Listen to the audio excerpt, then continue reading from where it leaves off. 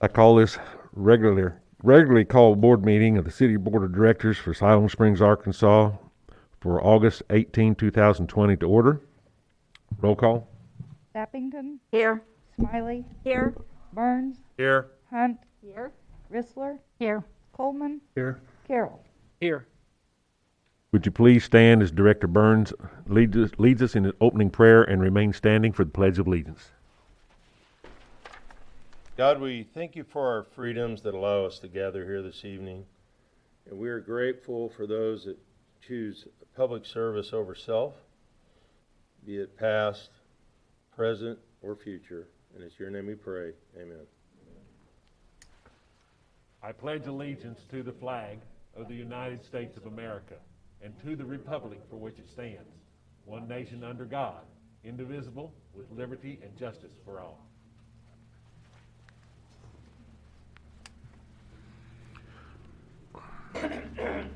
Good evening and thank you.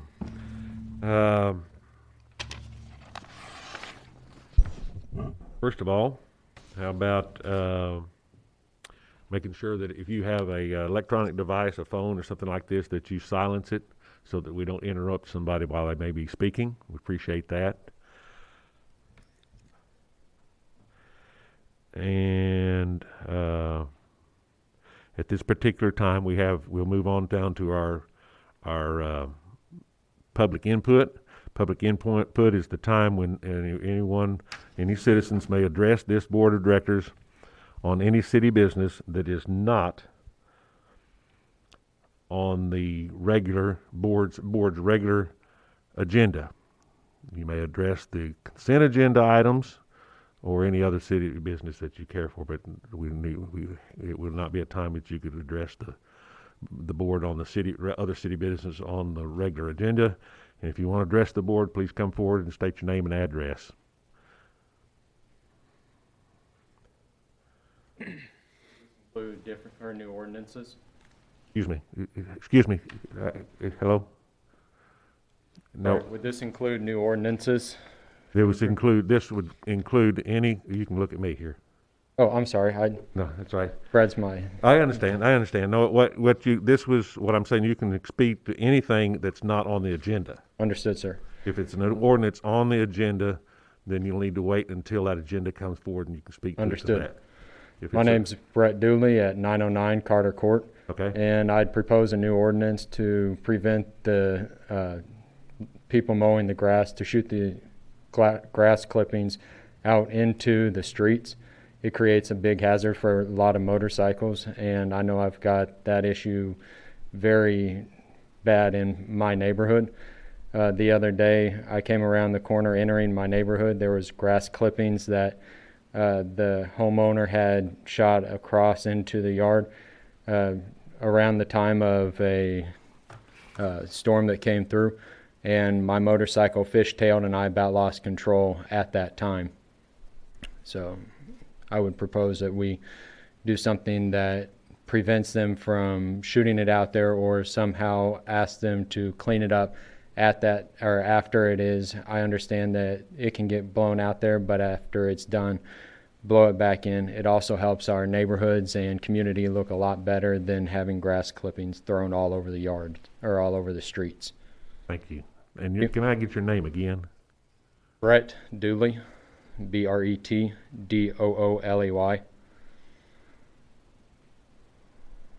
Thank you, Brett. Thank you. Appreciate it very much. Anyone else? All right. If there are none, then we will move on to our regular agenda, or our agenda for tonight's meeting. And starting off, we have a presentation by Chief Gilbert.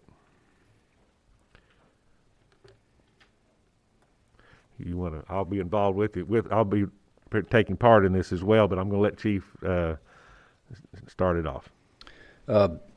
Just want to take this opportunity to congratulate and celebrate 20 years of service of Captain Scott Miller. He is, since the day I've been here, he has just been an incredible leader and commander. And I just want to take this opportunity to celebrate this and tell him how much we appreciate his service and looking for many more years of service. We got to keep him around. And Mayor, if you want to read that. Thank you, Chief. Yes. We have a Captain Miller, you want to come up? There we go. Or you can stand right there because we have a sincere from the city of Siloam Springs with sincere appreciation recognizes Captain Scott Miller of the Siloam Springs Police Department for 20 years of dedicated employment. This honor is conferred this 31st day. This is retroactive to the 31st day of July 2020. Hey, you want to come up and we'll get a picture?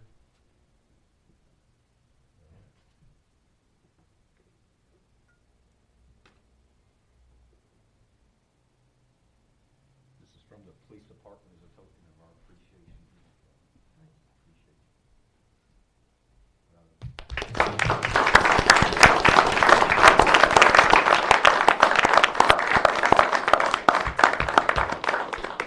It seems odd that we stand here all masked up. One more. Okay, and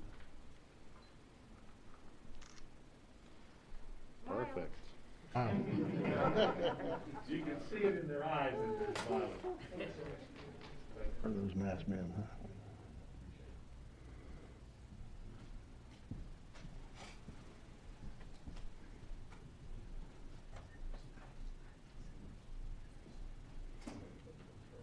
I hope you guys are taking him out for a celebratory dinner or something like that right now, okay? Thank you again, Captain Miller. Thank you very much. We appreciate your dedication to your job and to our city. We are blessed to have a lot of good policemen in our force, and 20 years is a long time to be at that job, and we're thankful for what Captain Miller has done over those years, over those past 20 years. And I just went blank here, okay, as far as my computer. See how we can do without it. All right.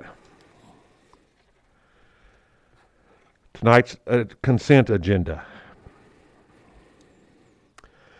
Tonight's consent agenda consists of 2 items. First is requested approval of the regular minutes of the City Board of Directors meeting for August 4, 2020. And the second, item B, is a contract with the Street Division for Tahlequah Street overlay cut with Covington Enterprises in the amount of $56,975. Excuse me. Before I ask the board for motion, I would ask the board then if there are any, well, only one of these items you would want to take off this, but is there any item on the consent agenda that we'd like moved to the regular agenda? Being none, I'll entertain a motion to approve the consent agenda as presented. Mr. Mayor, Yes, Carol. I move that we approve the consent agenda as it is presented. Second. We have a motion and a second. Is there a discussion on the motion? Well, there is no discussion on the motion. I did that last board meeting too. This is only my second time for a consent agenda. So we have the motion. Roll call. Wiley, Yes. Burns, Yes. Hunt, Yes. Rissler, Yes. Coleman, Yes. Carroll, Yes. Sappington. Yes. Motion is approved. All right, next will be our regularly scheduled items. And of course, that is ordinances. Ben, if you want to come up here, we have numerous items regarding annexation for enclaves. And I've asked Ben if he would make his presentation on the first five ordinances this evening, because there'll be some repetitious language and things like this that we want to make sure that we don't keep you any longer than we have to. And remind the board, however, that even though Ben is giving this presentation, all is one, covering all 5 of these ordinances, that each ordinance will require a separate motion. And I'll remind the board again that even as much as we would love to, ordinances require 3 full readings. So there will be no 1, 2, 3, or 2, 3, or anything like that. They require all 3 readings for the ordinance. So, Mr. Ben. Yes, thank you, Mr. Mayor, members of the board. Ben Rhodes, Senior Planner. As you recall, at the July 21st board meeting, the board approved a resolution to set today as the hearing date for 5 ordinances, which takes in 5 different enclaves or islands where the city limits surrounds the property or a collection of properties on all 4 sides. Following state statutes, these ordinances were introduced to the board on July 21st, and they're now ready for your consideration. The 5 enclaves are shown on the overview map. I will go through all 5 areas in detail, and then as the mayor stated, you will consider each item separately.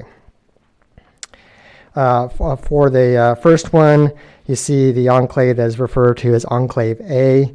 It includes 5 different parcels and is 6.84 acres, located at the 1900 block of North Dogwood Street and the 1400 block of West Villaview Drive.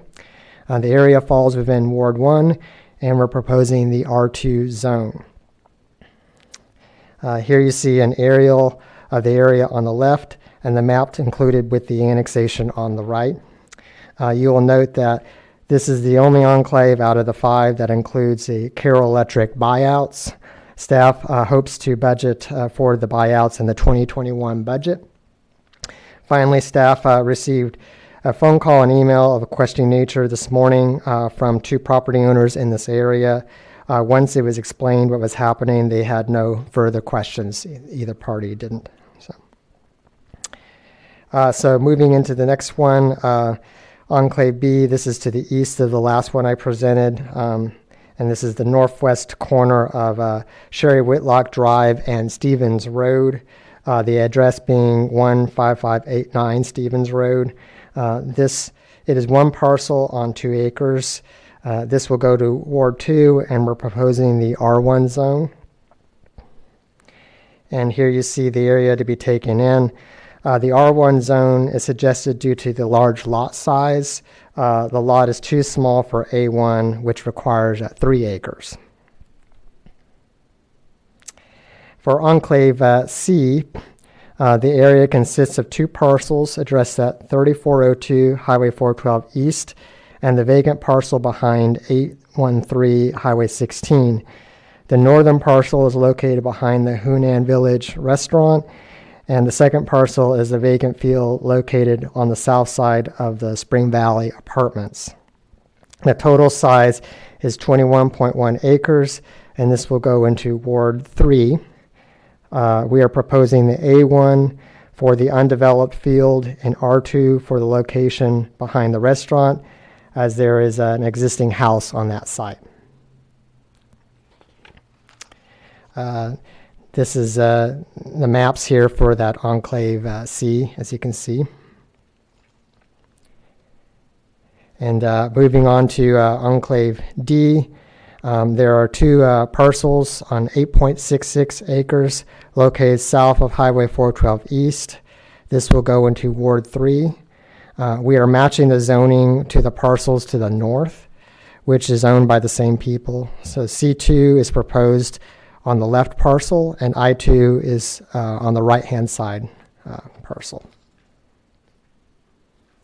And here you see the sites are undeveloped. They're located behind Popeye's restaurant and the future Plaza Tire building, which is currently under construction. And the last Enclave E, you're looking at a single parcel that's best described as the southern half of the Benton County Sales Barn at 3870 Highway 412 East. The parcel is 9.29 acres. It will also be in Ward 3, and we propose the I1 zone. And here is the map. In addition to notifying all the property owners within the enclaves, staff did send notice letters to anyone sharing a boundary of an enclave that's under consideration, advising them of today's hearing. Staff recommends approval of all 5 ordinances, and we stand by for any of your questions. Thank you. Thank you, Ben. Any comments from the audience? Anybody want to address any of them?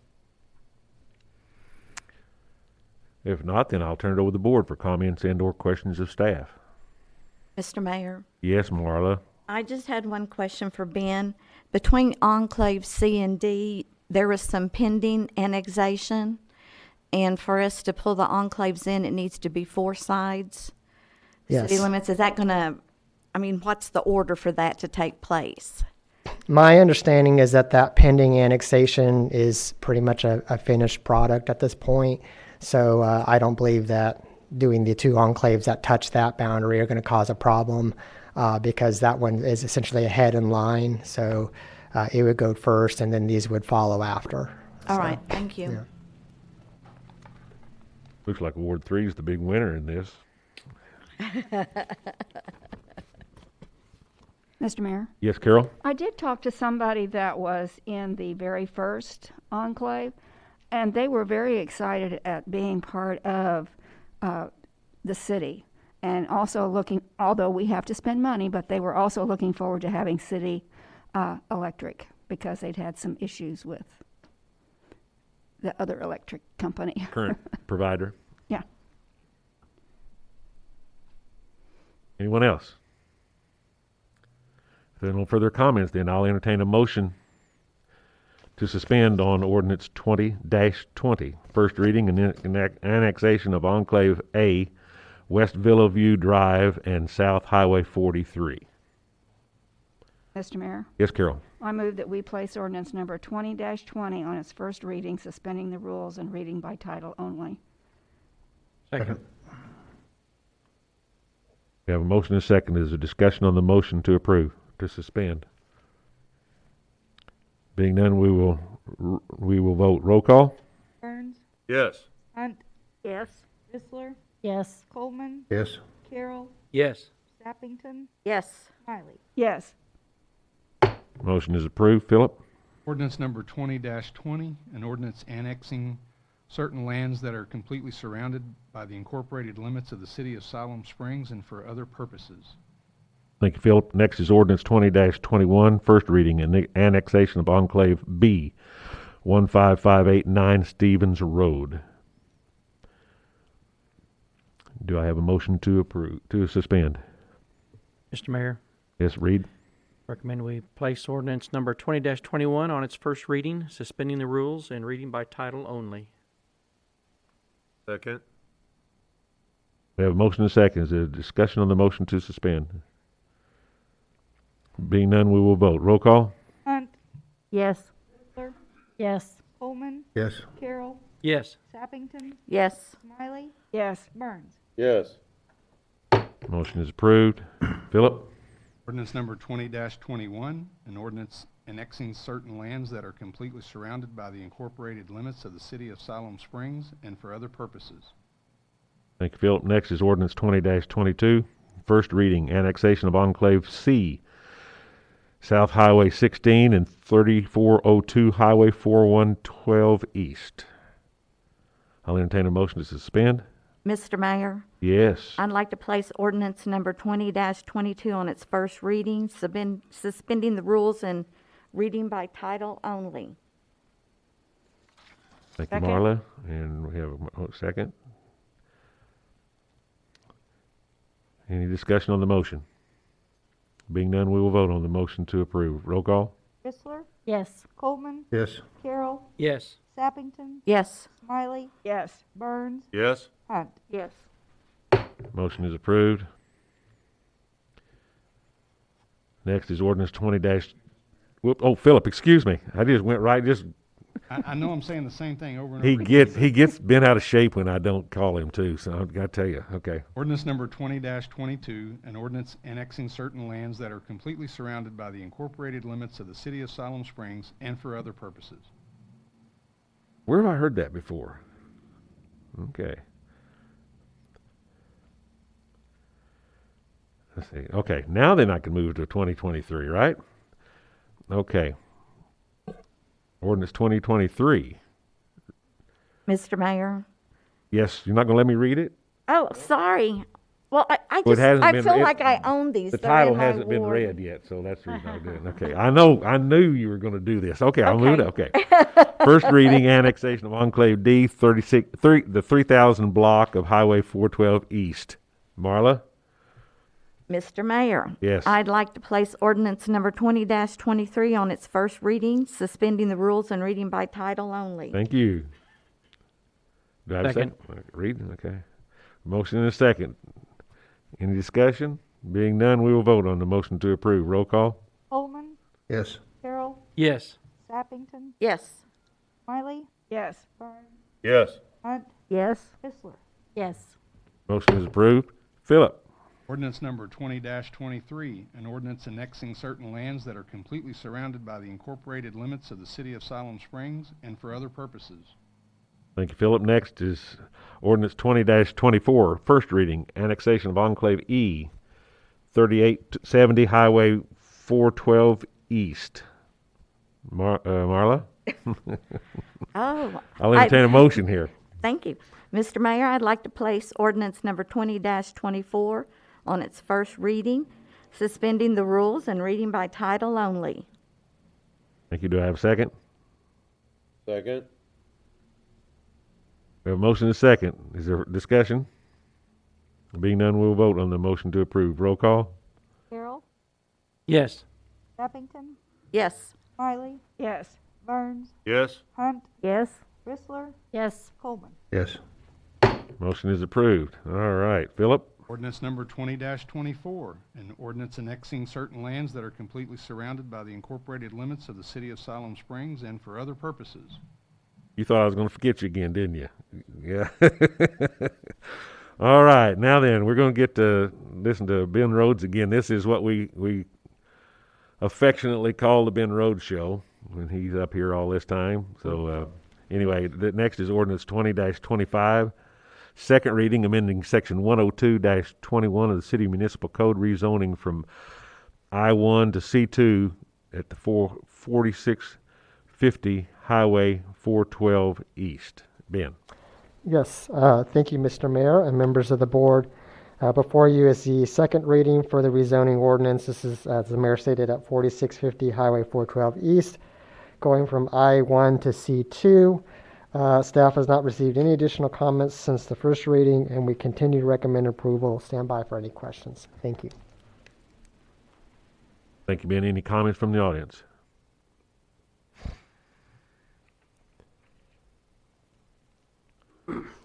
My name is Ben Jones. I live at 307 Meadowbrook Circle, Siloam Springs. My company, Dogwood Junction, is renting with an option to purchase this building from Mr. Lynch Butler, and we're dividing the building into 3 equal spaces and would like to have it rezoned for rezoned so that we can have retail in that establishment. And tonight I'm asking that the board would consider reading this as a second and a third motion tonight so that we can have this approved and we can go ahead and occupy that building and begin the transition to the retail there. So. All right. We had this, thank you, Ben, we had this, or excuse me, Philip, we had this discussion in agenda meeting. Is this the one we said we would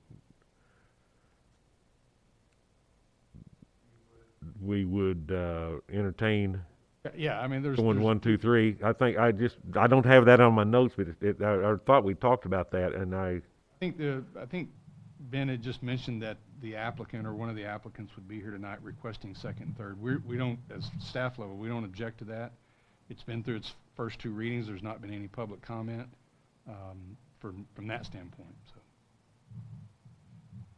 it's been in. This is his third reading. Second reading. See, mine says first reading, and I'm on the wrong one. That's why. 'Cause I'm down. I've already moved down to. No, I've already moved down to the electric department. I wondered why Ben was coming up for the electric department. I'm sorry, Ben. I'm on the wrong one. So Right. Yes, I've already gotten up here 2 and 3. I'm sorry. I just wasn't paying attention to where I was on the line. Anyway, so pardon me, Ben. But I do appreciate you coming forward and presenting this to the board and making sure the mayor got it right. Okay. All right. Thank you. Thank you. All right, board. Are there any comments from the audience? Excuse me. Does everybody know where we are? We're on ordinance 20-25. Okay. I'm the only one that was off. Huh? All right. I'm going to have to get these spaced even further apart here. All right. So if there's no comments from the audience other than Ben, who's already done it, then I'll turn it over to the board for comments and/or questions of staff. Mr. Mayor? Yes, Carol. I don't have any questions, and I think I mentioned this the last time, but I'm happy to see that this building is going to be put to some good use, and I know Ben will do well out there, and I appreciate that. So I think this is a good thing for Siloam. And if there's no other questions, I move that we place ordinance number 20-25 on its second and third reading, suspending the rules and reading by title only. Second. Motion is second. Is there discussion on the motion to approve? Being none, we will vote on the motion to approve. Roll call. Eppington, Yes. Yes. Yes. yes. Chrysler, Yes. Yes. Yes. Motion is approved. Philip?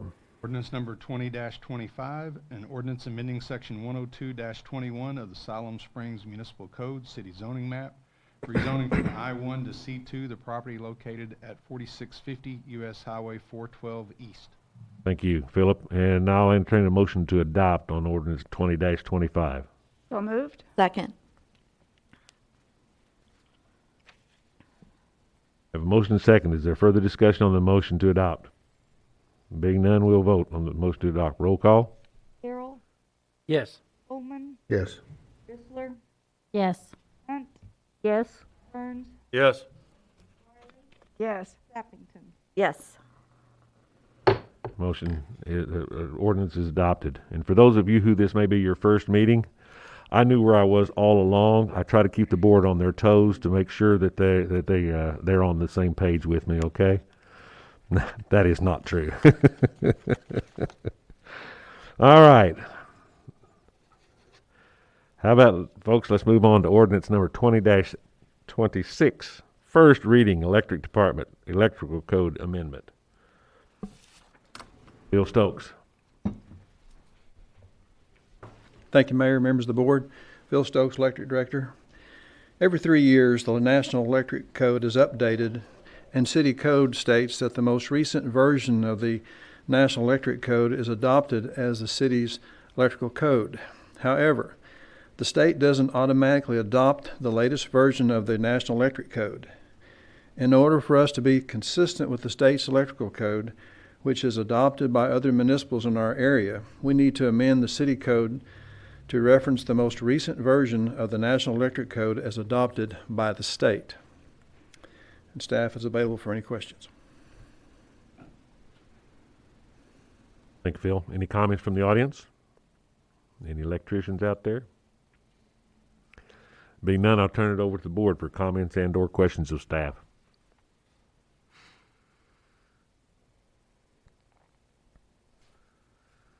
All right.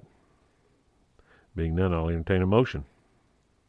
Mayor, Yes, Brad. make a motion we place ordinance 20-26 on its first reading, suspending the rules and by reading by title only. Second.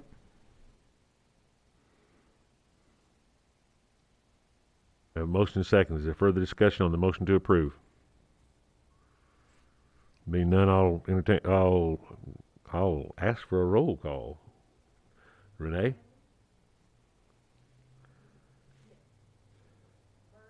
Yes. Yes. Yes. Coleman, Yes. Carroll, Yes. Sappington. Yes. Motion is approved. Next, we move into resolutions. Yeah. Oh, there I did it again. I'm sorry, Philip. I'm Trying just to keep me on my toes, too? no. You trust me. You do a good job on that. Of just one of those nights. Okay. Ordinance Philip. number 20-26, an ordinance amending section 89 of chapter 18 of the Siloam Springs Municipal Code with regard to adoption of the National Electric Code. Thank you, Philip. Now then, how about resolutions? 40-20, authorizing the use of alternate cash flow projection valuation to show actuarial soundness to the Siloam Springs Firemen's Pension Funds. Philip? Mr. Mayor and Board. So in January of this year, the Board of Trustees of the city's local Firemen's Pension and Relief Fund, which is referred to as the local board, approved a motion to pursue benefit increases with the intent to execute resolutions at the next pension board meeting. That second quarter of 2020 pension board meeting was canceled due to COVID, and the resolutions to pursue these benefit increases were unable to be executed until the third quarter meeting this year, which was in January, I believe. So the two resolutions adopted by the pension board you have in front of you, but basically they're requesting the state board, the Arkansas Fire and Police Pension Review Board, to authorize the use of the alternative cash flow projection valuation method, which is used when there are less than 50 retirees in a pension plan, based on the state board's rule number 4, which you have in front of you. But they are requesting to increase their base retirement benefit paid to full-time retirees by 5% plus an annual ongoing cost of living adjustment of 3% per year, or to the nearest whole percentage. And in addition to that, the other resolution request by the local board is to increase the benefit paid to the volunteers or their surviving spouses by $40 per month. As I stated, you have rule number 4 in your packet. The latest increases to the retirees under the city's local plan was in 2018, which they requested a 5% increase, and I believe that 5% increase was approved, and also an increase of $40 per month to the volunteers. Prior to that, it was in 2013, which was a $75 a month increase to the volunteers, and in 2004, an 8% increase to the full paid retirees. The local plan, in order for the local plan to use the alternative cash flow projection valuation, the governing board, the city board, must certify to the state that it understands the risk involved in using the cash flow model for a small group of retirees. And that's what the resolution is before you. It's not necessarily approving the increase, but it's approving the methodology and acknowledging to the state that you understand the risk. If approved, the local pension board will go to the state pension board, and they will use an actuary, and they will determine whether or not there are sufficient funds to approve those raises, or something less than that, if at all. In our review of this, the finance department looks at the actuary numbers, looks at mortality rates, looks at what the projection for increases in the money that's invested. So the risk has the potential to increase the amount that the city will have to pay to LOTFI, which is the local police and firemen's retirement system, when the local plan is dissolved. And that local plan is dissolved when there are less than 5 members. It likely won't be dissolved for a number of years, probably 15 years or maybe longer, based on mortality rates and the use based on the pension funding levels. But it's difficult always to try to assess what that fiscal impact is going to be to the city. So currently there are 14 full paid retirees and 1 volunteer in the local plan. And when it converts over to LOTFI will likely require all the unfunded liability to be paid by the city. Currently, the unfunded liability is about $824,000. And the worst case scenario, if the plan is dissolved too early, we would increase that unfunded liability by over $1.5 million to a total of 2.3. That's the worst case scenario.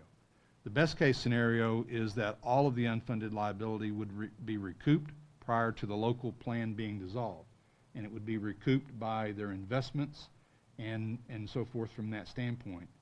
So it's always difficult for staff to give the board the clear direction or from a standpoint of here is the exact risk, because we have to look at the best and the worst case, and it's a pretty broad spectrum. What you have to, again, understand, I believe, for you is that what you're truly doing, if you approve the resolution, is acknowledging to the state that you understand the risk. And then it goes to the state plan and their actuary individual to look at the plan, look at the value, look at the investments, look at the future gains that the plan has, look at the mortality rates, and try to determine, is there sufficient money in the plan to provide the requested increase? And they may say no. They may say it's 2%, not 3%. They may say it's you don't get the COLA or something along those lines. It's not this board's responsibility to approve the increase as much as acknowledge that you're aware of the risk. And with that, Mr. Mayor, I'll be available for any questions. Thank you. Thank you, Philip. All right, any comments from the audience? Being none, I'll turn it over to the board for comments and or questions of staff. Mindy? Make sure you got your mic down, Mindy. We can't hear you. There you go. Okay. First, is that you, Chief Harris, behind the black man? Okay. Thank you. And thank you for answering some questions that I had. I am far from an expert on pension plans, know very little about pension plans, in fact. And the idea of a raise to a retirement plan is sort of foreign to me. I hadn't heard of that before. I do want to do what we can to support our current and past emergency personnel, but I do have just a couple of questions, probably for Philip, possibly for Christina. So this 824,000 number, is that a liability no matter what? That, okay. Help me understand that number. It relates to the dissolving of the pension plan, or? Christina Patricius, Finance Director. So what that is it is the amount of pension liability that the actuary projects that is not currently funded by the money that's available. Right. So that is a liability on our financials, the city's financial statements. No matter what? Today. Okay. That will change again next year. Okay, because the investments may come in higher or lower, your average age to mortality may have changed. Okay. So that number is going to change every single year. Okay. So the only thing that 1.5 plus million represents is if everybody survives to the average mortality rate, how much more could we potentially have to pay as the city? That's all that is, and it will change every year. Okay. If their investments increase, it could cover that completely, and we could owe nothing. Okay. Okay. Does that make sense? Yes, I think I do. I think I do understand that. And so the actuary is really the best person to make that risk assessment. We're just trying to explain to you kind of how it works so that you can say, yes, you understand the risk. Okay. Which is why I have a lot of questions, because I'm not quite there. Okay. So the 2018 and 2019 annual actuarial valuations, both of them state that the pension plan income does not meet or exceed the necessary employer contribution, is not funded at least 97%, and is not actuarially sound. That all doesn't sound very good to me, but help me understand. So in a relative sense, okay, it's not bad. Okay. Okay, so, but it will change again year to year depending on how much income there is on their investments. Okay. Okay. And how much more, the raise will also impact that as well. Okay, and then with this raise, I know it's 5% salary raise and then 3% cost of living, which you all have not gotten a cost of living in the past. No, for pension plans, apparently that is a year-over-year increase. Okay, so it would be a 5% increase for this year, but 3% would be every year from here on out for cost of living? Is that what I heard you say? My understanding is, I don't know when exactly it would start. Assume, let's, for the sake of discussion, let's say it starts in 2021. Okay. It'd be a 5% increase to the base, plus a 3% increase that occurs every year thereafter. Yes. Okay, so that 5% would be a one-time, then Yes. 3%, okay. Okay, the 2019 report showed that our funding percentage of 78.8% is shown as moderate risk, as is the ratio of actual to actuarially recommended contributions. It shows the 10-year average market rate of return of 7.74% at very low risk, and I'm wondering when that valuation was done. The report title says December 31st, 2019, but the memo says May 27th, 2020, and a whole lot happened in the market between December and May. That is correct, but they do it, so they do the actuarial review based on 2019 numbers subsequent to 2019. Does that make sense? They're Okay, so that basing was everything more based on the 2019 market. That's and correct. not the COVID market, which is good today, but could be awful again tomorrow. Okay. I understand that worst case scenarios really are just worst case scenarios. Probably more of an exception than a rule. Am a little bit concerned about the potential large sum that we could potentially be responsible for. But like I said, I just don't really know enough about it. So that's the piece that the actuary, once it goes to the state, the actuary is going to look at that and say, can they reasonably absorb this? Is there any way they can make enough money to, absorb this or most of it before they make the determination whether or not they will give them an increase? And even if they came back and said we could afford a 7% increase and a 4% cost of living, you're asking for 5 and 3. Mm-hmm. Okay. Yeah, that helps. I think you've answered my questions. At first I thought, do we need a workshop to, there's a lot of questions, but. So I am not an actuary. Right. That is a very specialized profession. Yeah. And a degree, I think, in that. Yes, you have to have a degree in that. And so I'm just kind of giving you an overview. Okay. But I won't actually run those numbers. And so mine is really just a absolute worst case scenario. Okay. Okay. Mr. Mayor. Yes, Brad. So, I read a lot of the emails, and it's pretty apparent my fellow board members don't understand pension plans, and I get it. But just like we did Officer Miller tonight with 20 years, he's got to do 8 more. He's got to do 8 more years. He's at risk for cardiac arrest. He's at risk for high stress level.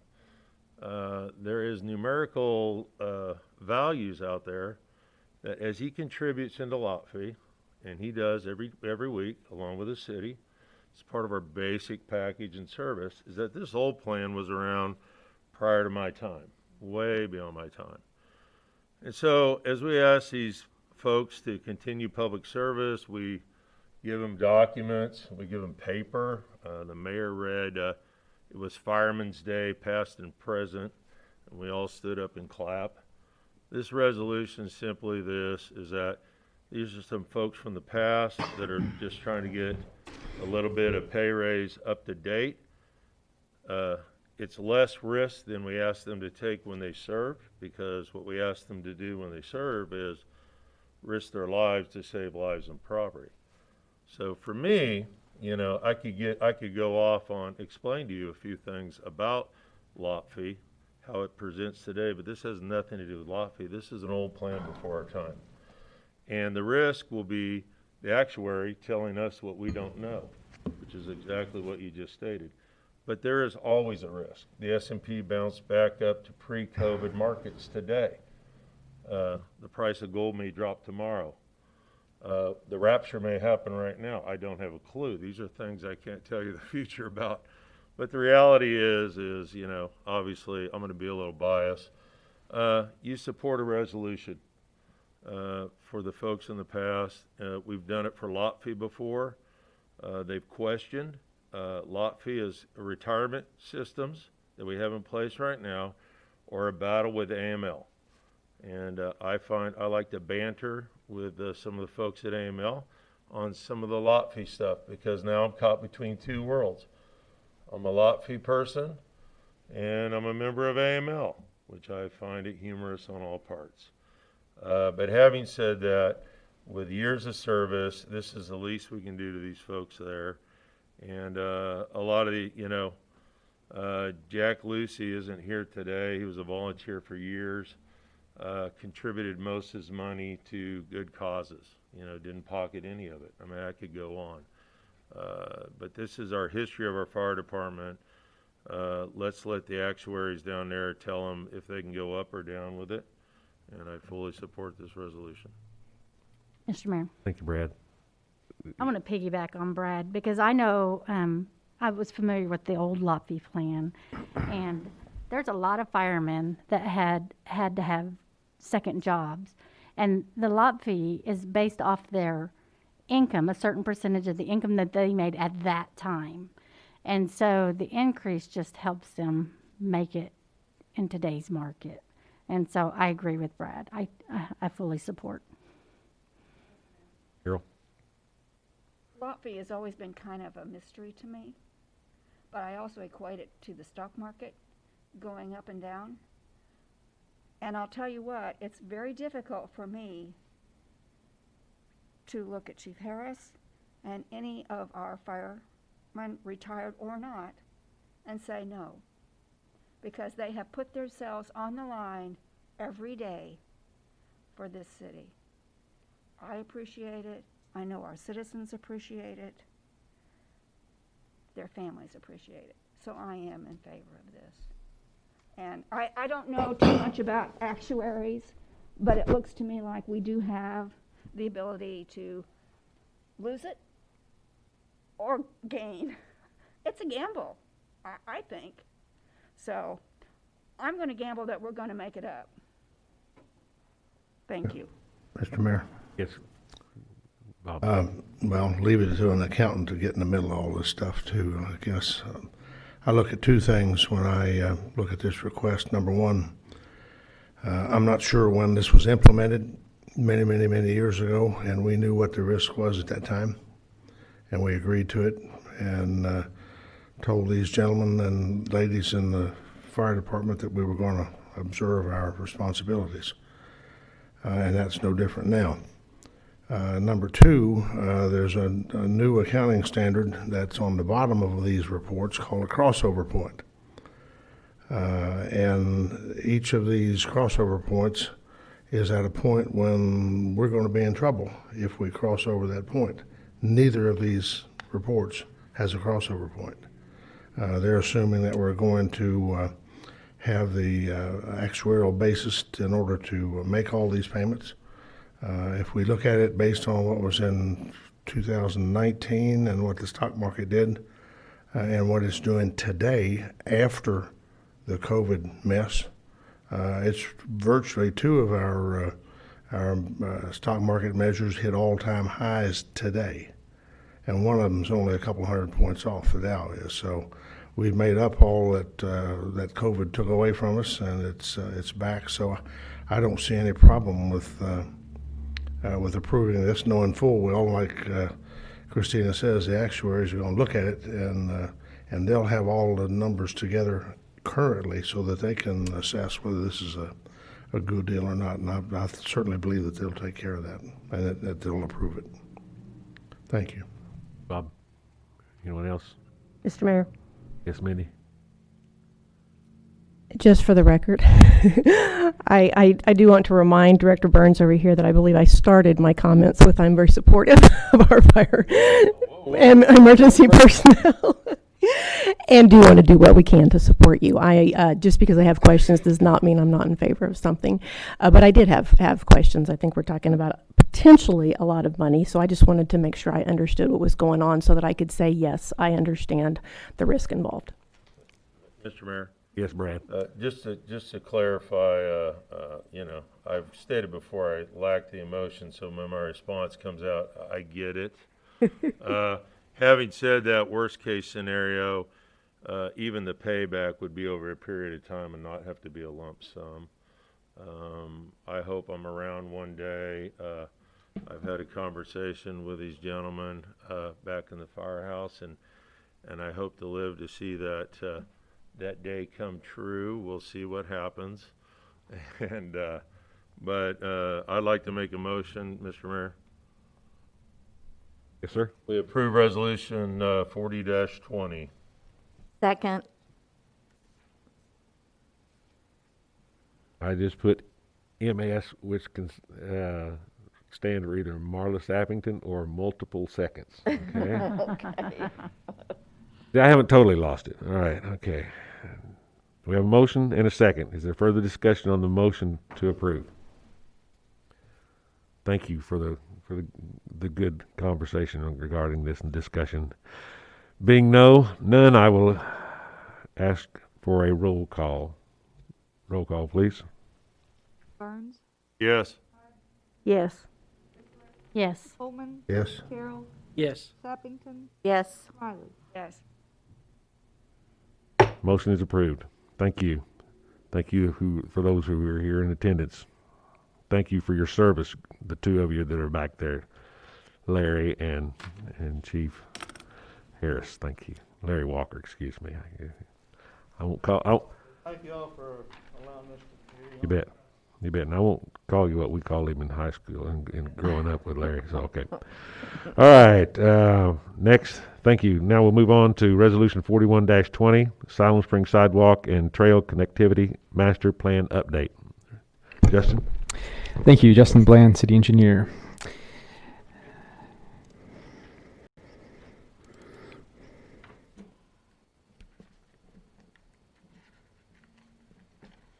Get this to open up here.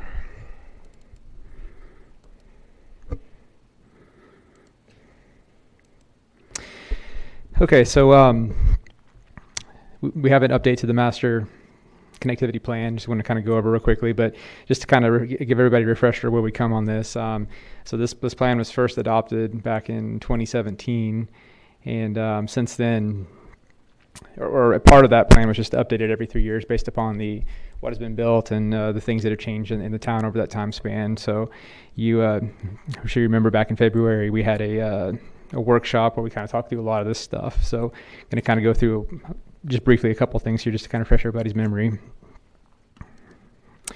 So back in 2016, we put together a map of the city, and you can see on this map here the orange lines are the existing sidewalks at that time, and then the red lines are basically what it took to connect all the neighborhoods within city limits. Our goal was basically to have a sidewalk or a side path within a quarter mile of every residence. It was kind of the goal of this. And so at that time, there was about 18 miles of 5-foot sidewalk and a little over 10 miles of 8-foot sidewalk. So we had or still do have quite a deficit of sidewalks in the community. So since then, and this map is in the packet.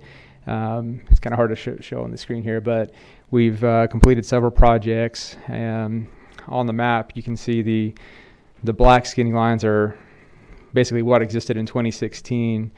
The green lines are what have been built by private developments in that time span. So we now require, residences or commercial projects to build sidewalk along the frontage as part of their project. So that's what you see a lot of those for. And then the blue lines are the city projects that we've established over the last 3 years. So as far as the city-funded projects go, there was about a little over 1.7 miles that have constructed over this 3-year time span. And then this is just kind of the list from 2016, so you can kind of see the projects that the ones in red are the ones that we completed, and then in blue are the ones that are actually going to be underway this year. And kind of trickles on down there. So basically we had that list of all those projects. So we took off the ones for the update, we took off the ones that we completed over the 3-year time period.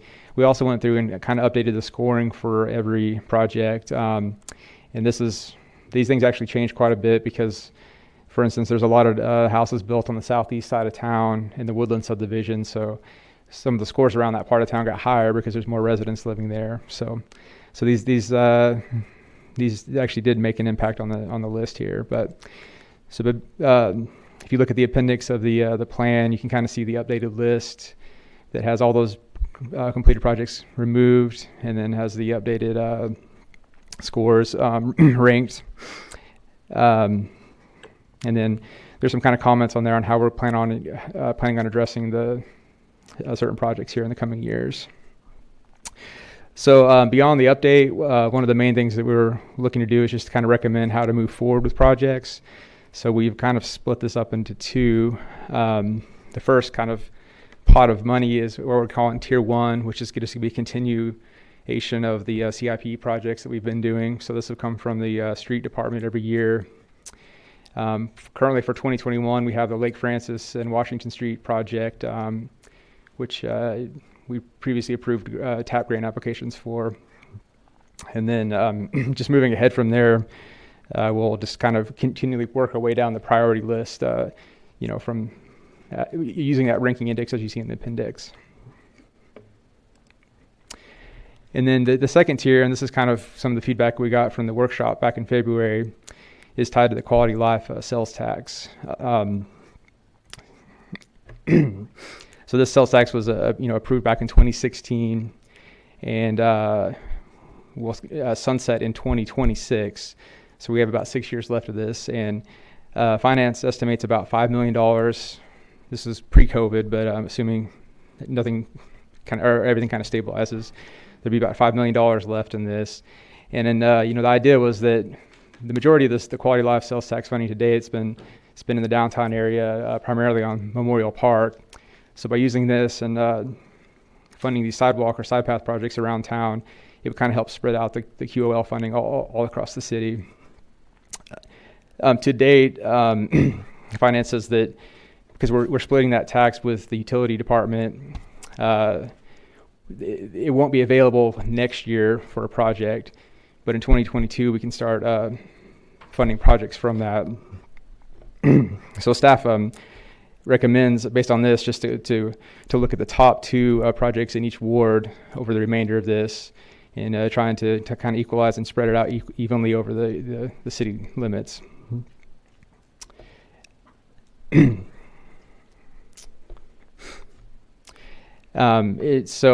you look at the update there, it's very likely that we're going to have money left over. I think we estimated about $2.6 million for those 8 projects. So when we do the next plan update in 3 years, we can kind of reevaluate where we are and see how we want to use the rest of the funding if it is in fact available. So here, just the project list that you'll see in the update. Just kind of going through here on the map, you can kind of see in Ward 1, the Mount Olive project, which would go from Don Hill up over to Carl Street near the middle school. There would be one of the projects. The other one would be on Elgin Street next to Northside Elementary and connect over to Carl Street. There's a little gap there that's missing. In Ward 2, the bigger project is to continue the sidewalk along Progress in front of Signature Plaza to kind of get a continuation up from 412 up to Tahlequah Street on Progress. And then there's also a project down here on Maxwell and University that is short in distance, but there's some retaining walls involved that make it a little bit more costly. In Ward 3, there are a couple east-west kind of corridor projects there, just to kind of, there's some gaps in our system that don't have a lot of connectivity out towards the east. So the first one is along Jefferson Street over towards Main Street, and that will kind of give a connection to the library area and Memorial Park as well. And the second one would be the one on Kenwood Street between Washington and Lincoln. This will actually kind of a gap because this year the road department is about to build the side path between 412 and Lincoln. So when all that's said and done, you'd have continuous sidewalk along Kenwood in that area. And then lastly, in Ward 4, the dash project there is along Holly Street and Quarter Road.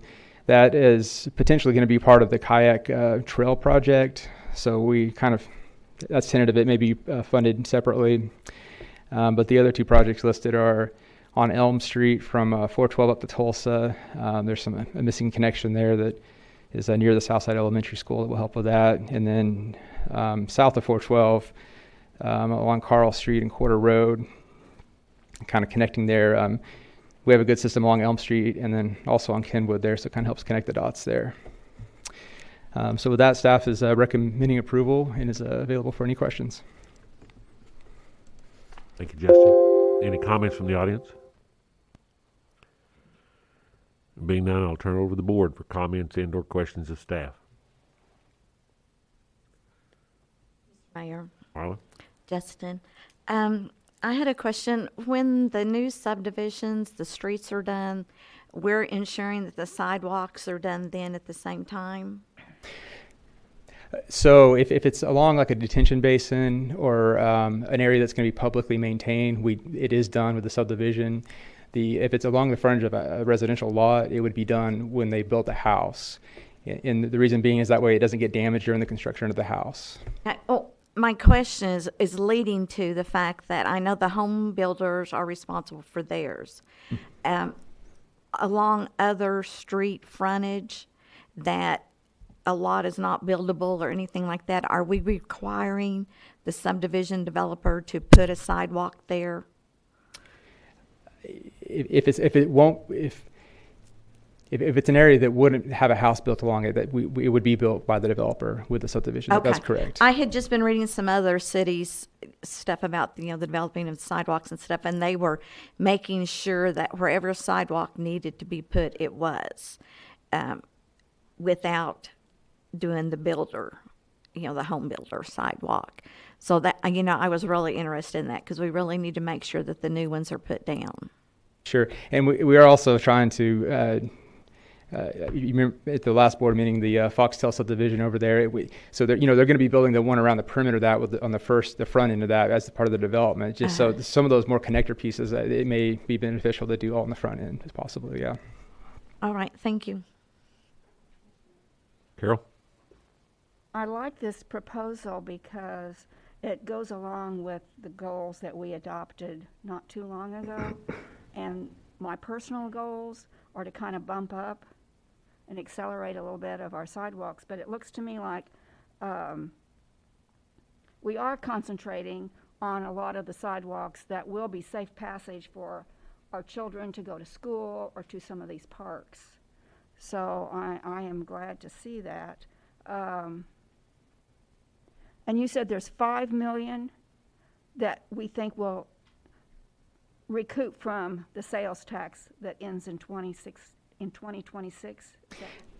That was what I was told in May, and so it may be better now. Because it has increased a little bit. That's correct. It's kind of like the actuary that it flows up and down. You don't know, but I do like that proposal, and I like where you've placed them. And you've equalized them, and we spread them around town. I think that's good. Thank you. Mr. Mayor? Brad?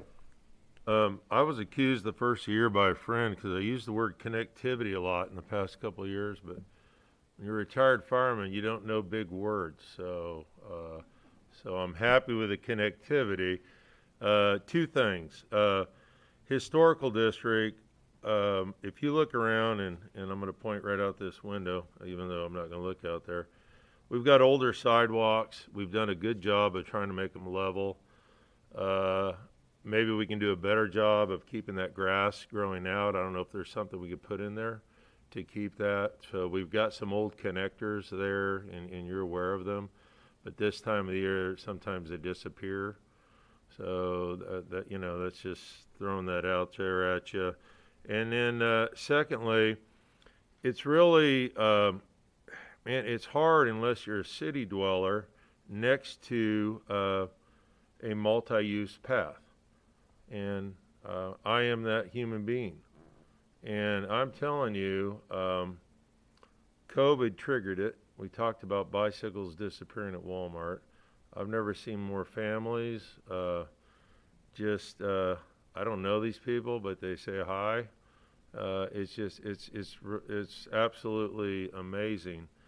And what I'm most excited about is, I'm a big fan of the Greenway on the corridor, but what you've got going out here, connecting off of the ocean out here, as we look at that long-term connecting piece, it's hard to really, unless you ride greenways, to just wrap your mind around what the potential of bike activity and having people from the corridor and out of state.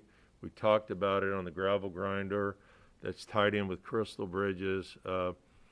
Connecting, riding through our part of the woods down to Lake Francis with a real potential to connect back over to the kayak park.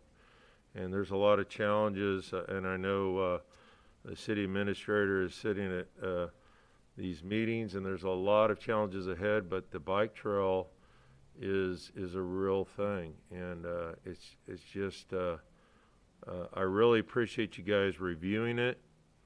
I hope our funds continue. I'm glad my fellow board members see the importance of that.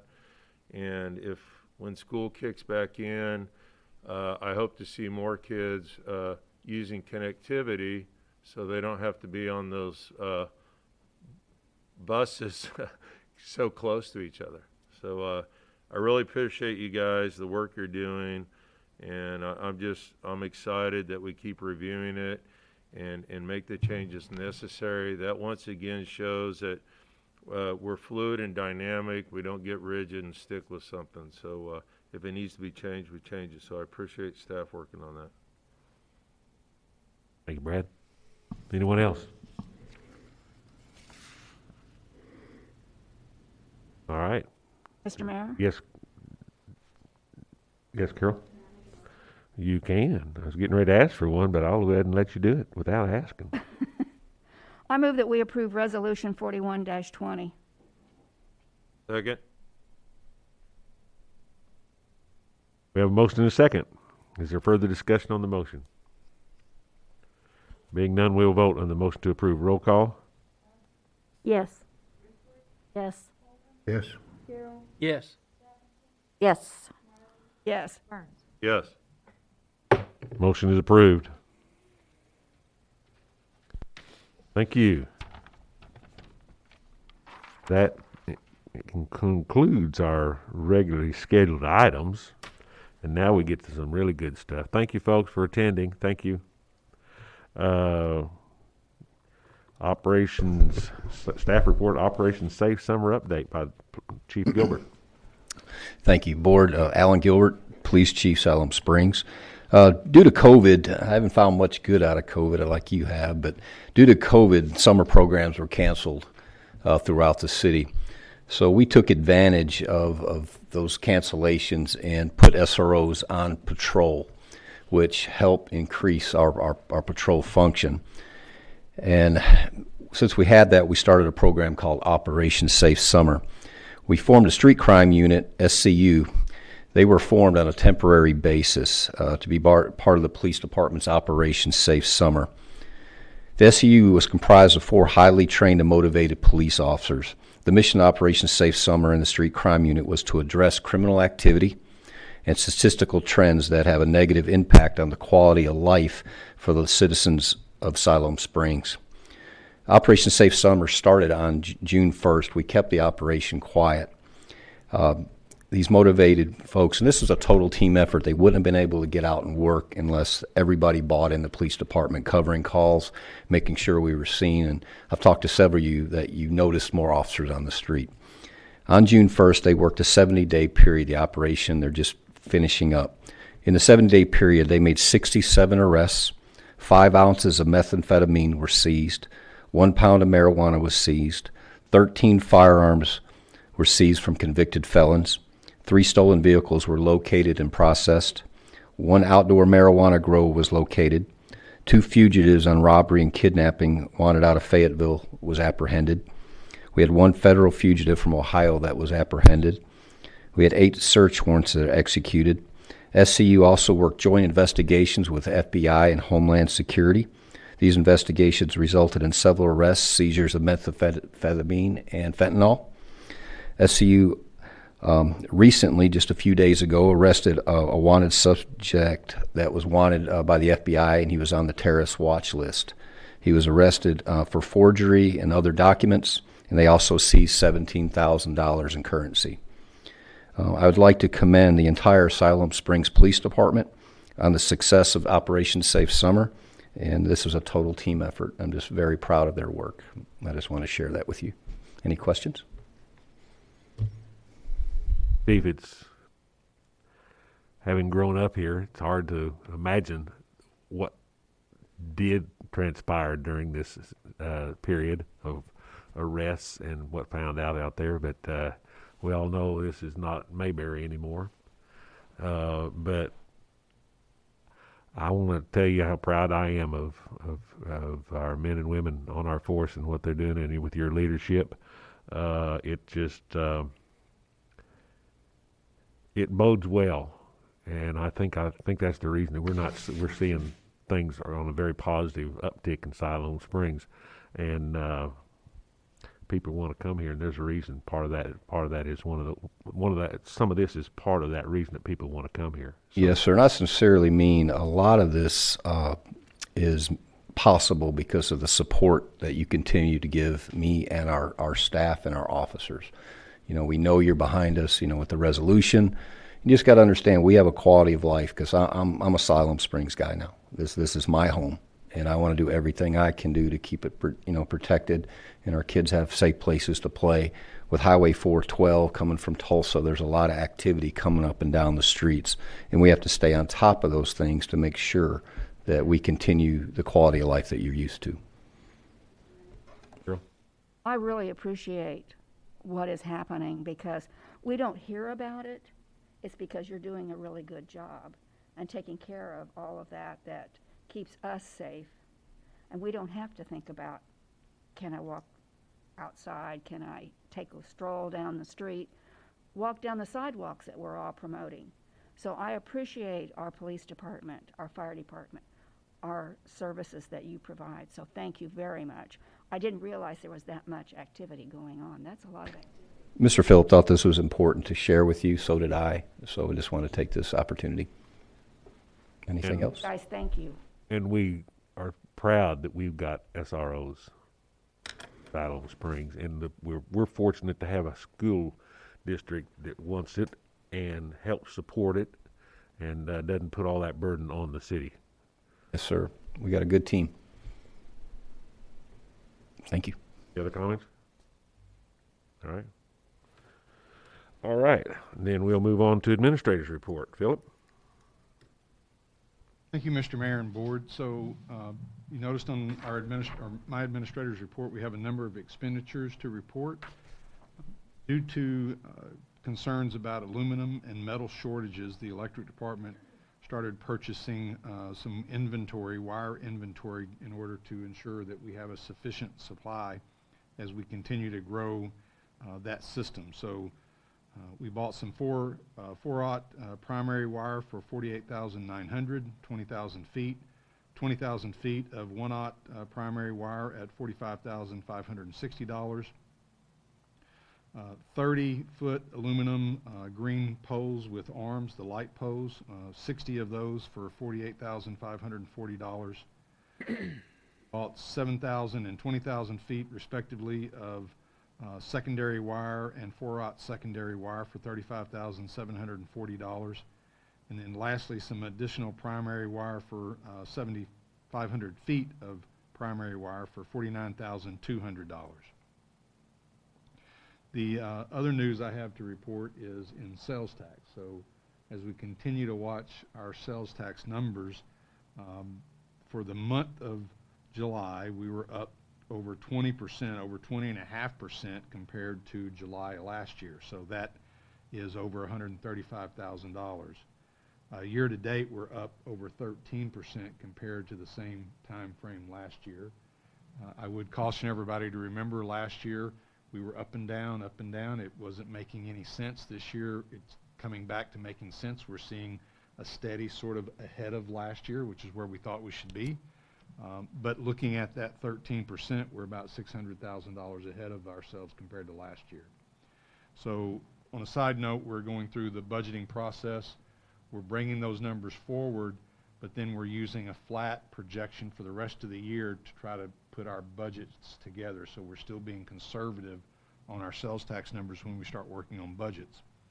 The county is down for the month of 1.2%, just over $4,000. But year to date, they're up 6.3%, which is almost $130,000. I want to remind the public that the census is still going on. There are census workers going door to door to individuals who have not filled out the census. Again, it's very important to the city and to the state that we try to get everybody counted. I'm just looking at the latest numbers for the Siloam Springs response rate. I originally reported as of August 13th, we were at 64.6%. We're now climbing up to 65.5%. We're ahead of the national response rate, which is right at 63.9%, and we're ahead of the state at 58.4%. Again, it's amazing to me, the city that leads the state in response rates right now and has since day one is Bella Vista. They're at 80% response rate. People are all over the board ahead of that. We're pretty much tracking along Springdale and Bentonville. Rogers is a little ahead of us. As of the 13th, we're ahead of Fayetteville. So it's interesting for me to watch those response rates, but we are moving up, and we'd like to be higher, but we definitely want to get as many people counted as we can. And then lastly, everybody, we've talked about it briefly tonight. We've referenced it. It's an ongoing issue, and that is the COVID numbers. So beginning earlier this month, we started beginning to see the actual case numbers for the cities. So on the 27th of this month, Siloam Springs had 66 active cases. On August the 3rd, we were at 88 active cases.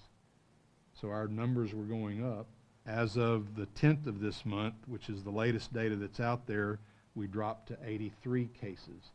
So we hope we continue to see those numbers decrease, but we need to ask the public and ask everybody to continue to wear your mask, practice good hygiene, keep your social distancing, and do what we can to try to get over this hurdle. The college, JBU has opened its doors. College students are back. Classes started, I believe, yesterday. And you notice in my report to you, I took those cases, active cases per cities in Northwest Arkansas, and I turned those into number of active cases per 1,000. And while we don't have huge numbers, we are leading Northwest Arkansas in the number of cases per 1,000 population. So currently, as of the 10th of this month, we were at 4.85 cases per 1,000 people. Springdale, who has a huge number of cases, we're just behind us at just below 3.5. And you look at Gentry and Gravette and Rogers and Fayetteville and Bella Vista is down to less than 1 case per 1,000 population. But I think it's important that we continue to ask the public to do what we need to do to try to get over this and protect the public health in general. And Mr. Mayor, that's all I have, and I'll be happy to answer any questions. Thank you. Thank you, Philip. You know, it's as you go around shopping or what have you, you're seeing more and more.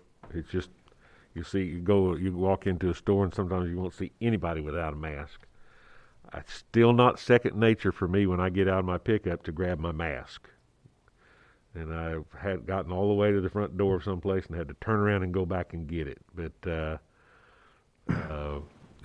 today I ended up in the post office before I realized I was able to social distance. I didn't come within 15 feet of anybody, so but I didn't set a good example by having my mask on. And I apologize if anybody saw me walk in without my mask because I am trying, and I'm thankful that we've got businesses that are embracing this and working with that, and hopefully we need to encourage them all with that. I'll let you all respond to anything on Philip as you move through your unless you want to just jump in right now. I'll let you do that as you go through the master plan. Again, I mean, as you go through your comments, I'll let you address his report there. I don't have anything else to say other than we're through phase one of our election cycle for Siloam Springs and our form of government. And one of the nice things about our form of government, the way this is set up, is with the primary process. That means whenever the general election comes, when it's over with, we know who our representatives will be for the at-large positions. Congratulations to Reed Carroll for his 50%, 52% or whatever it was. That's very good. Appreciate citizens getting out and voting. We've had a very active campaign, and we'll see how things turn as we move forward. And just hope everybody can keep everything positive and upbeat. And let's do this. Let's finish this election cycle out the way we do in Siloam Springs, and that is a cordial. Just let your record do everything. Your people just do it right. Do the right thing. Do the right thing. If you don't know for sure about something you hear, don't report on it. Don't tell about it. Do your fact checking. Do your facts checking. All right. Mindy? Oh, no, it's not Mindy. Excuse me. It's Lisa. You're up. Congratulations, Reed, and for winning the seat. And congratulations to everyone that has moved to the November election. And thank you to all those that ran. It's always great to, like Director Burns said, it's always great to see people run for office and participate in government. Congratulations to Scott Miller. I remember when he started the PD, he was like an instinct. He was so young. He was, he's not old now, but 20 years is a long time. And I appreciate all the service he's provided. I noticed a couple of days ago that we are going to have a food court here in Siloam. I'm pretty excited to see that. A lot of communities around us have these food courts. So I noticed there's going to be one on Mount Olive. It's a central location, so I'm excited to see that coming in. And I want to give my condolences to the Toll family. Crafton Toll is an engineering architect firm that the city has had contracts with. His son passed away this Saturday. He was going to OSU, young kid. My heart, I don't even know what to say. It's a good time for us to think about the people around us and have kind of a suicide awareness in our community, because this has been a very difficult year for a lot of people. And so I can't even imagine what his family is going through. Jim Toll is an amazing man. He's kind and compassionate, and my heart breaks for him. So I send my condolences to him, and my family and I will be praying for his family. Thank you, Lisa. And Reed, if you don't mind, I had a note here that I forgot to look down at. I want to acknowledge and make everybody aware of the passing of a former coach here in Siloam Springs, Coach Nelson. If you've been here as long as I have, you knew when he was here as a coach. I went to school and graduated with his oldest daughter, Andrea, and we condolences to Coach Nelson's family, and also one of our former pioneer citizens for Siloam Springs, Walter Grape. I was not aware he had passed away until earlier today, or just a while back. I think Reed, you were passing that information on to me. So Walter Grape, of course, was early on in the day, one of our developers, very active, and we're going to miss Walter, that's for sure. So condolences to the Walter Gray family as well, from myself and from this board. Reed, I apologize for taking that. I just want to give a big thanks to our first responders, that we are continuing to see excellence and the continued service, but also today we got to honor some that are retired from that service, but we're able to be a part of their lives still. I want to thank everyone for voting this last week, and that we can remember in November to continue to exercise our personal right. Thank you. Carol? Congratulations to Captain Scott Miller, and congratulations to the Operation Safe Summer. I think that's fantastic. And my sympathies to the Gray family. I want to congratulate everybody that won in the primary. Congratulations, Reed, on moving forward. I thank everyone that voted for me. I thank you for your support and your vote. It is a humbling experience to overcome the negative comments and rumors and come out on a better end. I appreciate that. I want to thank my election committee. They did an outstanding job. And it has been an honor to serve you as your board of director. And I look forward to your support and vote in the general election. I probably shouldn't be saying that, but I'm going to anyway. Also, the city is doing some hiring. If you go on their website, there's several opportunities for our citizens. And as our administrator said, they're still doing the census. If you don't want somebody to come to your door, pick up the phone, go online. You will avoid having somebody to come. But if they do come to your door, they should have an official badge with their name and some type of ID if you are kind of afraid to answer the door. And I think, let's see. I really like the guy that talked about shooting the grass in the street, because that's kind of a pet peeve of mine too. So I hope we can work on that.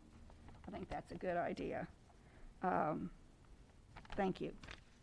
I agree, Carol. That's a pet peeve of mine. In fact, I thought at one time we had done that, and then I guess we didn't go farther. It had been part of it. We've talked about it coming forward, but people wonder why they have grass growing in the gutters.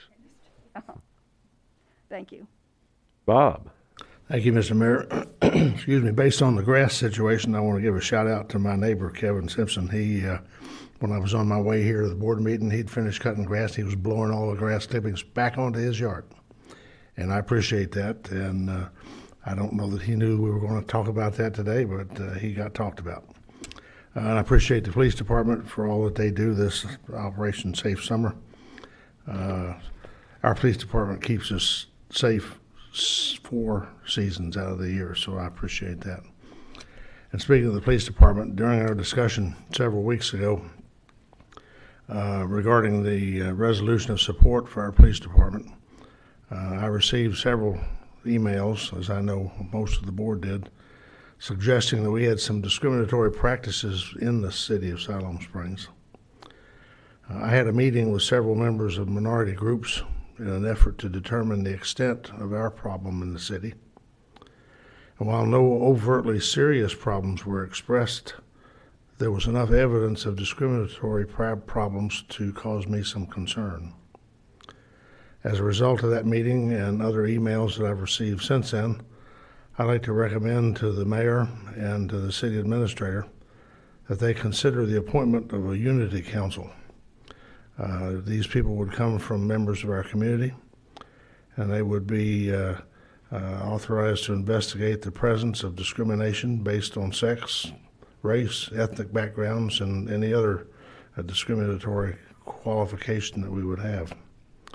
I'd like to see this unity council describe the type of discrimination that they evidenced and their recommendation as to how the city can best address those concerns. In my meeting with these individuals that I talked to, I asked them, what can Bob Coleman do? Because I wanted to personalize it and meaning me as an individual. And their response to me was, if you see it, confront it. You know, and all too often we don't. We see it and we let it pass, but that was a concern of theirs to me. If I see it, I should confront it. If possible, I'd like to have a response from the mayor and the city administrator as to the establishment of such a unity council by early October. Siloam Springs is such a wonderful place to live, and I'd like to see that all of our residents can enjoy our town to the same degree. And that's all I have, Mr. Mayor. Thank you, Bob.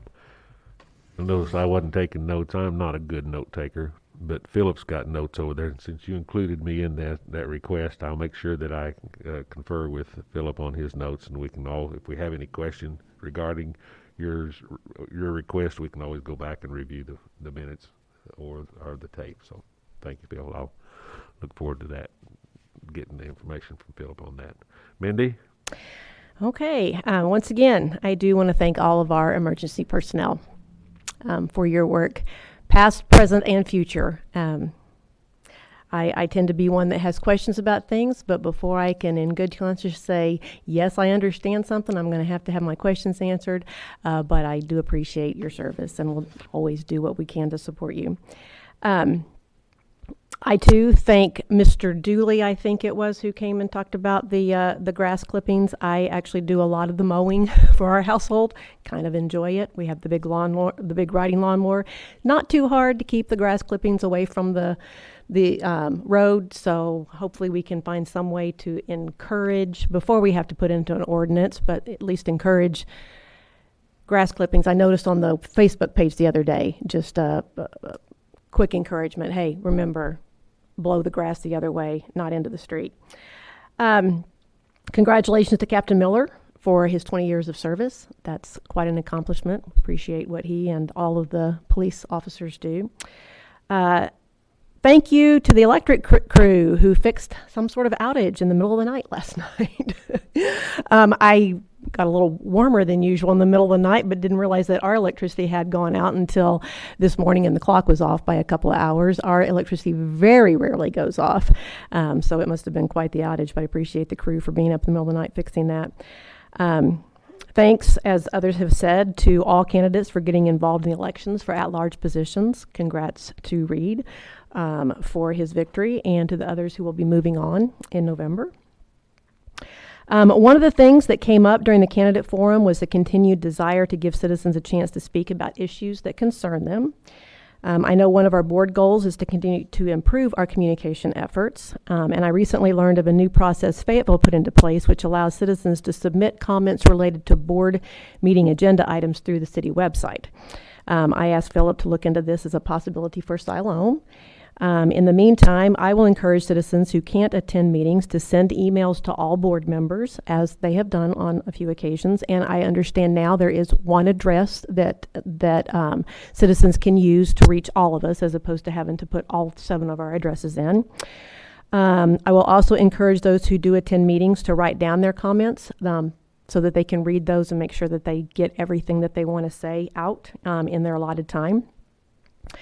One of the other things that was brought up during the forum was Director Coleman's suggestion to form some sort of diversity committee. Tonight you're calling it a unity council. I think they could be somewhat similar.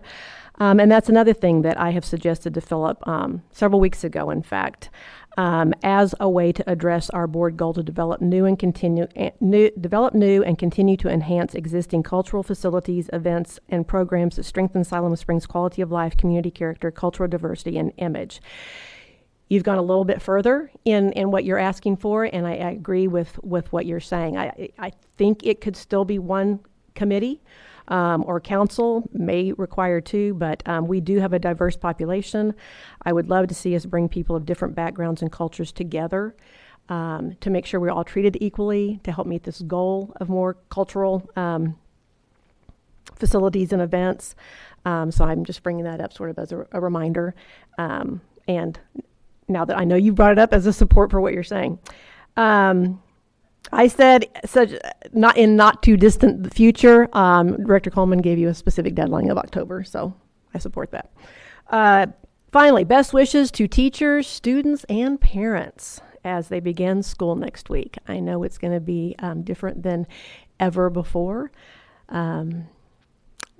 they're my thoughts and prayers will be with them. I actually am a JBU employee. We started yesterday. It does look different, but we're plugging along and hoping for the best. We hope we can make it through Thanksgiving when we'll send the kids home for an early Christmas. But thoughts and prayers to all those teachers and students and parents out there. Brad? Past two board meetings, I've said all I could say for the rest of the year, but I will jump in on a couple of things. And it just came to my mind, it's not going to be popular with the city administrator. I don't know if it is with the police chief or the fire chief, nor am I concerned. But, how do we protect firemen and police officers in a right-to-work state? And it wasn't around, and I kicked it around, and Chief Harris is aware of it. And the Civil Service Board is the only way in the state of Arkansas to provide that buffer for fire and police. And so I just encourage fellow board members to open up that big old AML catalog you got there and dig around and look at civil service and the pros and cons. And I'd be interested in some input on what your thoughts are on that. I will say thank you to Brett for showing up. He sent an email, I forwarded it. The city's been proactive with social media, trying to encourage people. Obviously, if you walk downtown, our lovely downtown, and right there at Broadway and University, the yellow house, you will see they have chosen to go ahead and put all the clippings on the sidewalk for all the citizens to drive through. We talked about the drainage and some issues on that. And so I know that's going to be a tough one to enforce, an ongoing battle. But I really appreciate a citizen to get up here. It's probably not in his wheelhouse or comfort zone. He took time out of his day. It's obviously means something to him, and so I hope we continue. Social media is a good first attempt, but it's a tough one this time of year. But I just hope in the best. And for clarity, we brought up at the last board meeting, I did meet with Philip last week to talk about concerns regarding duplexes, setbacks, and just future growth and development, and what that might look like out there when we start talking about rentals versus home buying and some dynamics with that. So that happened, and I just really appreciate the number of people that showed up to run for city council. It's encouraging that, I don't want to call the right prevails, but, if you do good and you have a good heart and you're on the board for the right purpose, I think that I'm always optimistic that will come to the top. And Reed got lucky because, that's a tough one to get, that one. And I was there in the first round, had to go to the second debate. So I just wish the next round best of luck for everybody. I know the two presently serving have a servant's heart, and I'm sure the candidates have the same thing. So thanks for being in the process, and thanks for bringing your concerns, non-agenda item concerns, to the podium. It speaks a lot more volume than emails when you show up in person, if you can. And we put a face to it, and we see these are just hardworking citizens and just asking for a little extra help. So thanks for showing up, and thank you. Brad. Marla, you know what? You have you got a big responsibility tonight. Okay? I know I do, right. so I'm just got to get through what I have right here. Ditto on all the congratulations, and it is fun to see the SRO cars around town because you look at them, you're going, where's that car from? And it has a panther on it or something. It's from the school district. So that's really neat to see that they are also out patrolling. And thank you, Jimmy Don, for answering about that many questions for me. I appreciate it, and Larry for coming. And again, what Brad said is when the people come out and show up and ask questions, and it just makes my heart warm because I feel like sometimes that we're the only people in front of the cart. But when other people come up, it's like the city's pulling together to make things good. And we want to listen to you. And I've had more emails recently than normal and phone calls, and I'm just really enjoying it. And I think that we need to continue to do all that we can to encourage our citizens to contact us. So I've got a Bible quote that has to go along with justice, so I want to read it tonight. So sometimes we ask what God wants from us. Well, God wants us to pursue justice in our world, love showing others kindness no matter the circumstance, or in modern context, what platform they may be using. And He wants us to live with humility in community with God. The pursuit of justice is required of us. It is close to God's heart. God hates sin. Injustice flourishes when sin and disobedience to God's way is allowed to run rampant in our world. If we want to see God's will done on earth, then we have to be people who pursue justice. And with that, I make a motion we adjourn. Thank you, Marla. We have a motion to adjourn. Do Second. I have a second? Bob, a second. Motion and a second. All those in favor say aye. Aye. Opposed, nay. We are adjourned. Woo pig sooie.